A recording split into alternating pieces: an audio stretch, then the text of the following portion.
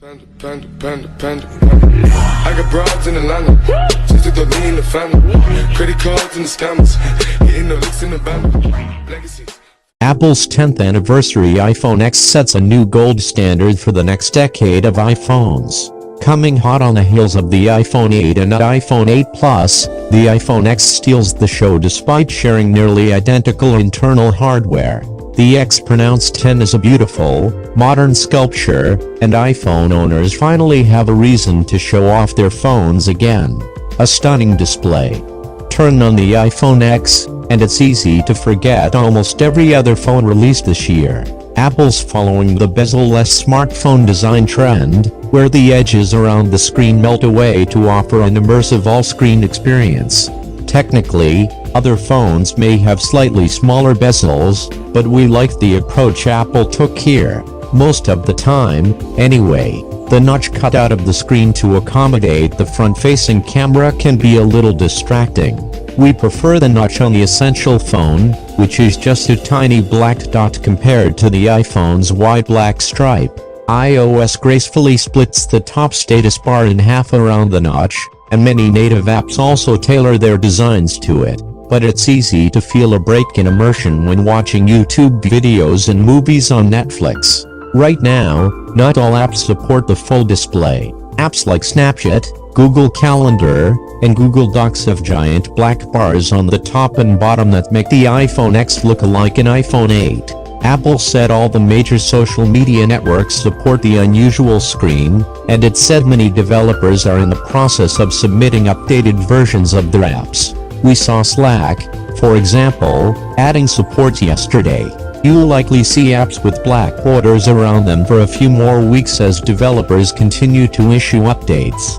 Face ID and emojis. Face ID is the hallmark of the iPhone X, and a huge gamble for Apple, since it completely replaces Touch ID. Instead of swiping a fingerprint, just look at your phone, and it unlocks. In our initial review, we didn't think it worked well and found it slower to be Touch ID. It has since improved greatly, and Apple told us there's a quicker way to use Face ID. Rather than raising the phone, waiting for the padlock to unlock, and then swiping up to go to the home screen, simply swipe up the lock screen when you want to go to your home screen.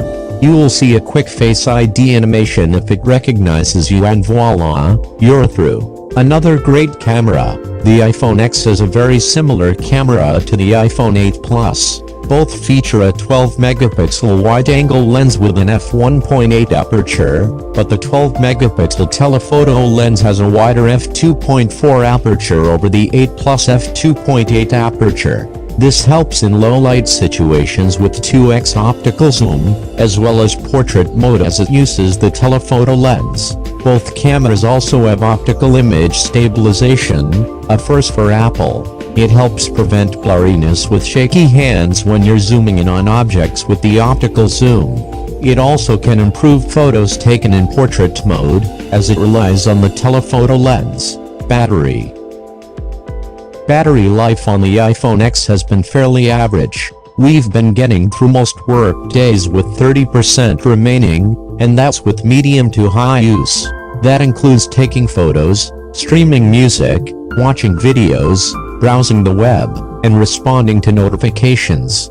There was one particular day where we took a lot of photos, had the brightness on full, and in general played around with various aspects of the phone to find it hit 12% by 430. When left off the charger overnight, the iPhone X went from 100% to 65% after about 8 hours of sitting idle, which isn't bad, but we've seen better on older iPhones.